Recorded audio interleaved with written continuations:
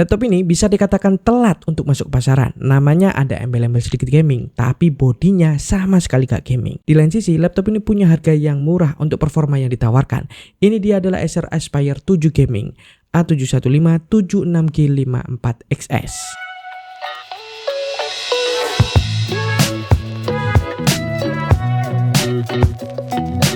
Oke, halo semuanya, selamat datang kembali di Isokutek. Dan kali ini kita akan bahas salah satu laptop entry level gaming dari Acer, yaitu Acer Aspire 7 Gaming. Yap, ini laptop adalah segmen dari Acer untuk seri Aspire-nya, dibumbui dengan sedikit bumbu-bumbu gaming. Ya, meskipun kalau kita lihat di sini spesifikasinya pakai komponen yang bukan yang terbaru, bisa dibilang ketinggalan kalau misalkan dibandingkan dengan beberapa kompetitornya. Makanya saya sebut laptop ini telat munculnya. Tapi ingat ya, dengan harga yang ditawarkan oleh laptop ini, kemungkinan ini akan menjadikan kalian ngiler untuk punya laptop yang satu ini. Nah, sebelum kita bahas tentang spesifikasi dan juga harganya, laptop ini punya desain yang mainstream banget. Jadi desain yang dipakai di sini desain dari seri Aspire kebanyakan, dengan lekukan dan gaya yang sama persis. Berbahan material aluminium di sisi bagian layar dan juga berbahan material polikarbonat untuk bagian bodi laptopnya. Bedanya di sini karena ini laptopnya udah dikasih embel-embel gaming, jadi dia punya bodi yang lebih besar dan juga berat. Tebalnya hampir 2 cm dan beratnya 2,1 kg. Nah, dengan desain seperti ini sebenarnya cocok banget nih untuk kalian yang pengen laptop high performance. High performance apa enggak ya? Ya, nanti teman-teman lihat bagaimana performanya, tapi desainnya ini memiliki desain yang nggak mencolok gitu. Bodinya menganut paham sopan di sini.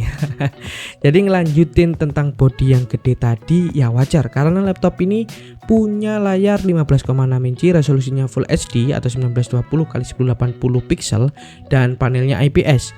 Dan di sini refresh rate-nya 144 Hz. Memang panelnya ini cocok banget untuk gaming. Tapi yang disayangkan di sini adalah color gamut yang dimiliki oleh layar ini masih 45% NTSC. Kenapa sih nggak sekalian langsung aja gitu, langsung dikasih 100% sRGB biar cocok gitu dipakai untuk desain grafis. Tapi dengan layar kayak gini cocok nggak sih kalau misalkan dipakai untuk desain grafis? Ya, menurut saya kalau misalkan kalian itu profesional desain grafis kurang cocok, nggak cocok malahan. Tapi kalau misalkan kalian iseng-iseng pengen belajar desain grafis, pengen memulai untuk menjadi desain grafis, nah ini cocok banget. Apalagi layarnya yang udah dilengkapi dengan lapisan anti glare, jadi nggak silau tuh. Kemudian di atas layarnya ada sebuah webcam 720p. Ini yang disayangkan lagi, kenapa nggak langsung aja gitu 1080p biar tajam hasil dari webcamnya ini. Nah, untuk bagian keyboardnya, Aspire 7 Gaming ini mengandalkan sebuah keyboard dari seri-seri Aspire lainnya, mirip banget di sini. Cuman ada tambahan numpad, kemudian keyboardnya ini juga sudah dilengkapi dengan backlit berwarna putih yang bisa kalian atur kecerahannya. Ada 2 tingkat kecerahan di sini dan bisa kalian atur menggunakan tombol F11. Sedangkan untuk touchpadnya, Aspire 7 ini punya touchpad yang lebar yang letaknya itu sejajar dengan tombol spasi, dimana di touchpadnya ini di bagian pojok kiri atas itu diselipin sebuah fingerprint reader untuk menambah keamanan dari laptop yang satu ini. Dan untuk bagian sistem pendinginan atau sistem coolingnya, di sini Aspire 7 menggunakan dual fan yang exhaustnya atau keluarannya itu ada di bagian kanan dan juga bagian belakang sebelah kanan. Jadi ada 2 buah exhaust yang mengarah ke situ. Selanjutnya untuk I/O portnya, Acer Aspire 7 Gaming ini bisa dibilang punya I/O port yang lengkap. Di sisi sebelah kanan ada 1 kali USB 3.2 Gen 1 Type-A, ada 1 kali 3,5 mm headphone jack. Dan di sebelah kiri ada sebuah 1 kali DC in, kemudian ada 1 kali RJ45 atau LAN port, ada 1 kali HDMI, ada 2 kali USB 3.2 Gen 1 Type-A. Jadi ada 3 USB 3.2 Gen 1 Type-A. Dan selanjutnya ada 1 kali USB Type-C port yang dimana support untuk DisplayPort dan juga Thunderbolt 4. Jadi jangan ditanya lagi ini support dengan Thunderbolt 4 atau enggak. Ini support. Luarannya udah. Sekarang kita masuk ke bagian yang paling asik kita bahas, yaitu spesifikasinya. Oke, di sini untuk Acer Aspire 7 Gaming ini dia menggunakan sebuah prosesor yaitu Intel Core i5 12450H. Nah, series ya, yang memiliki 8 core 12 thread dengan 4 performance core dan juga 4 efisiensi core. Nah, ini prosesor bisa berjalan sampai 4,4 GHz. kenceng nih prosesor. Dan kemudian TDP-nya itu 45 watt. Dan prosesor ini dibarengi dengan sebuah RAM yaitu 8GB DDR4 3200. Ya, cuma 8GB. Tenang teman-teman, ini laptop karena ini semi gaming ya, jadi udah disediain slot 1 kosong untuk opsi upgrade daripada RAM-nya. Kemudian untuk storage-nya ini menggunakan SSD 512GB PCIe Gen 4. Ya, PCIe Gen 4 bukan lagi PCIe Gen 3. Jadi kecepatannya juga kenceng di sini.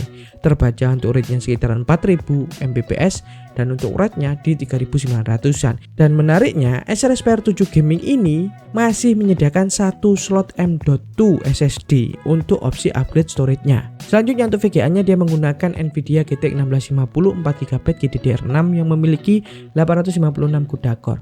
Oke, ini GTX 1650 yang umurnya berapa tahun ya? 1 tahun atau 2 tahun yang lalu. Tapi ya meskipun ini umurnya lama VGA-nya, tapi mungkin kalian kalau dengar harganya dan juga lihat nanti performanya seperti apa, pasti ngiler.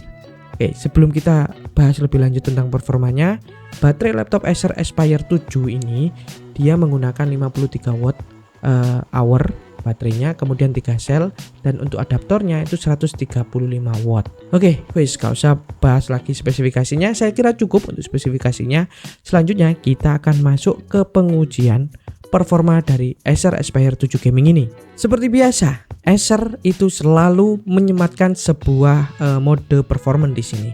Apalagi ini kan semi gaming ya. Jadi kalian bisa mengatur sendiri mode performa apa yang pengen kalian jalankan di laptop yang satu ini. Jadi ada 3 pilihan, ada silent, balance atau auto, dan juga performance atau turbo lah. Dan untuk mengatur performanya ini kalian cuma tinggal pencet Fn+F. Udah, itu bisa langsung dengan mudah diatur performanya. Kalau misalkan kalian pengen performanya mentok, ya pilih yang mode performance atau mode turbo. Kalau kalian pengen yang standar, ya pilih standar atau auto ya. Kalau kalian pengen yang hemat daya, suara kipasnya nggak kenceng, itu pilih yang silent. Simpelnya kayak gitu. Dan untuk pengujian kali ini seperti biasa kita gunakan seluruh keluarga Zen Bench mulai R15, R20, R23 ditambah CPU Z Bench dan juga Geekbench. Geekbench ada Geekbench 5 dan juga Geekbench 6. Oke, pertama yaitu single running. Single running di sini saya menggunakan mode performance semua ya, dan kalian bisa lihat di sini untuk skor daripada CPU-nya atau si Core i5 12500H ini memiliki skor atau mendapatkan skor yang ciamik. Kalau misalkan ini dibandingkan dengan Core i7 yang generasi 13 atau 1355U atau Ryzen 7 yang 7730U, skor daripada Core i5 12500H ini ya lebih kenceng. Karena yang Core i7 dan Ryzen 7 itu masih U series, yang ini H series gitu. Oke, terus gimana sih untuk stabilitas daripada laptop yang satu ini? Seperti biasa kita looping Zen Bench R15 20 kali. Dan di sini saya gunakan untuk mode performance dan juga mode silent. Nah, teman-teman bisa lihat di sini untuk mode performance laptop ini bisa memaintain skor di kisaran 1600 atau 1500 untuk multicore-nya. Ya, di awal memang 1700, kemudian distabilkan di angka 1600 sekian sampai 1590 sekian. Nah, sedangkan ketika saya ubah menjadi silent, performanya langsung turun separuh teman-teman, menjadi sekitaran 600-an. Tapi di sini kelihatan lebih stabil ya untuk jalannya. Nah, ini juga dibuktikan dengan suhu yang digunakan. Kalau misalkan kalian pengen lebih dingin ya pakai yang silent. Suhunya jauh lebih rendah dibandingkan ketika kalian menggunakan mode performance. Kalian bisa lihat di sini, wah ini jauh banget ya untuk perbedaan dari suhu mode performance dan juga mode silent. Nah, jadi sekali lagi kalau misalkan kalian pengen performanya mentok pol ya pilihnya yang mode performance, tapi dengan konsekuensi suhunya agak lebih tinggi dibandingkan dengan mode-mode lainnya. Kalau kalian pengen yang lebih rendah, suhunya lebih hemat baterai, ya pilih yang silent atau yang otomatis atau yang standar. Selanjutnya kita uji GPU-nya atau VGA-nya. Oke, GTX 1650. Di sini ada 3D Mark dan juga Geekbench yang OpenGL ya. Oke, di 3D Mark, si GTX 1650 yang dibawakan di Acer Aspire 7 ini, dia mendapatkan skor 3614 untuk Time Spy, kemudian 10223 untuk First Strike, dan 44651 untuk Night Rate. Sedangkan ketika kita uji menggunakan Geekbench 5 dan juga Geekbench 6, Untuk skor OpenCL-nya di 39.251 untuk Geekbench 5 dan 40.582 untuk Geekbench 6. Oke, udah tinggi sebenarnya skornya, tapi mungkin ada yang tanya gimana kalau misalkan ini dipakai untuk kasus yang nyata. Ya, seperti biasa, Blender dan juga Adobe Premiere. Blender di sini kita gunakan BMW 27 dan kita pakai untuk rendering pakai CUDA dan juga CPU-nya atau OpenCL ya, nggak tahu. Ya, itu pokoknya. Jadi di sini ketika merender BMW 27 menggunakan CUDA cuman butuh waktu 1 menit 7 detik dan ketika menggunakan CPU itu membutuhkan waktu 3 menit 51 detik. Dengan rata-rata suhu di angka 71 derajat. Jadi ini kenceng, lumayan dingin, nggak sampai 85, nggak sampai 90, dia di maintain di angka 70 sekian. Ada ngepick 80 tapi nggak terlalu lama gitu. Selanjutnya untuk content creation, ya di sini kita gunakan Adobe Premiere Pro CC 2020. Kenapa masih pakai Pro CC yang 2020? Ya karena biar kita bisa bandingin dengan data-data yang lainnya, karena yang lainnya masih pakai Premiere Pro CC 2020. Mungkin nanti akan saya upgrade ya. Nah di sini saya menggunakan sebuah project video vertikal berdurasi 1 menit 20 detik. Kita render di Full HD dan juga 4K. Acer Aspire 7 Gaming ini menyelesaikan render project tersebut di resolusi Full HD dengan waktu 36 detik aja teman-teman. Dan untuk 4K itu butuh waktu 1 menit 33 detik. Jadi durasi projectnya dengan durasi render yang 4K itu hampir mirip, yang menandakan kalau laptop ini memang kenceng. Ini untuk rendernya pakai CUDA ya. Kalau OpenCL dan juga software only ngapain gitu kan, karena udah ada VGA-nya. Nah suhunya sendiri ketika dipakai Adobe Premiere ketika rendering itu di angka 73 derajatan. Ya memang rata-rata di angka-angka 70. Jadi laptop ini nggak terlalu tinggi untuk suhunya, dingin dan kenceng gitu. Bisa dibilang dingin lah ya kalau 70-an. Nah sekarang kita pindah ke gaming. Gaming di sini saya ada 3 gaming aja untuk menunjukkan gimana sih performa dari laptop yang satu ini.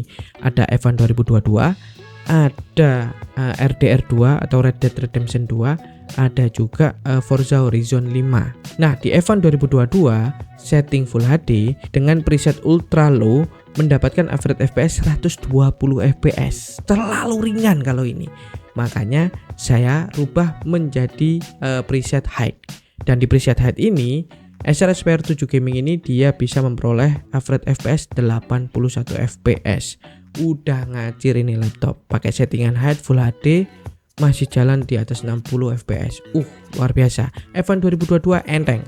Oke, game kedua yaitu RDR 2. Di sini ada 2 buah settingan yang resolusinya sama yaitu Full HD. Yang pertama adalah preset balance. Nah, ini preset adalah default yang ditawarkan RDR untuk dijalankan di Acer Aspire 7 Gaming ini. Dan untuk average FPS-nya ketika menjalankan ini itu ada di angka 37,3 fps. Ya, ini udah mulai berat nih. Makanya saya turunin dari preset yang disarankan tersebut ke preset satu tingkat setelah low. Ya ini maksudnya balance tapi yang paling kiri ya. Dan teman-teman di sini bisa mendapatkan FPS atau rata-rata FPS 63 fps. Nah ini baru bisa dimainin. Selanjutnya game yang terakhir yang kita tes di Acer Aspire 7 Gaming ini adalah Forza Horizon 5. Ini game balapan yang berat menurut saya. Dan ya ini ditawarin lagi nih sama si Forza Horizon 5 defaultnya. Langsung kita benchmark di preset default yang ditawarin di sini yaitu Full HD medium. Dan laptop ini bisa memperoleh average FPS 63 fps yang berarti mantap. Ketika game tersebut berhasil dilibas oleh Acer Aspire 7 Gaming yang satu ini. Oke, jadi itu adalah hasil uji yang kita lakukan di Acer Aspire 7 Gaming ini. Jadi laptop ini memang kenceng performanya dan murah harganya. Oh ya, bicara harga, ini saya belum sebutin dari tadi. Laptop ini harganya di 10 jutaan. Kalau sekarang di 10 jutaan kalian dapat prosesor yang terbaru mungkin generasinya tapi U series, ya dibandingkan dengan laptop yang satu ini, jelas saya lebih merekomendasikan Acer Aspire 7 Gaming ini karena dia udah H series teman-teman. Harga 10 jutaan H series include VGA GTX 1650. Tapi semuanya kembali ke kalian masing-masing. Dan ini saran, misalkan kalian mau beli laptop ini Misalkan kalian pelajar atau mahasiswa, belinya jangan bilang laptop gaming, tapi laptop high performance ke orang tuanya. Biar dikasih. Kalau kalian beli laptop gaming, wes gak kira dikasih teman-teman. Dan yang perlu diperhatikan di sini yang pertama mungkin dari segi webcamnya yang masih 720, kemudian layarnya, color gamutnya yang rendah, dan apalagi mungkin ada yang masalah dengan berat dan besarnya. Nah itu juga perlu harus kalian perhatikan ya untuk memilih laptop yang satu ini. Dan yang terakhir yang perlu teman-teman perhatikan di sini adalah komponen yang dipakai di sini udah ada yang berumur 2 tahun lebih. Mungkin GTX 1650 itu rilis tahun berapa sih? 2000 berapa sih? Ya, coba tulis di kolom komentar. Nah ini VGA-nya agak sedikit lama. Cuman ya dengan harga 10 jutaan ini masih bisa lah kita kita maklumi gitu. Dan harga 10 jutaan kalian udah bisa dapat performa yang kayak tadi. Mana ada sekarang, misalkan prosesor baru sekalipun itu integrated VGA-nya. Ini udah dapet loh VGA-nya. Jadi gitu teman-teman. Jadi tergantung semuanya kembali lagi ke kalian.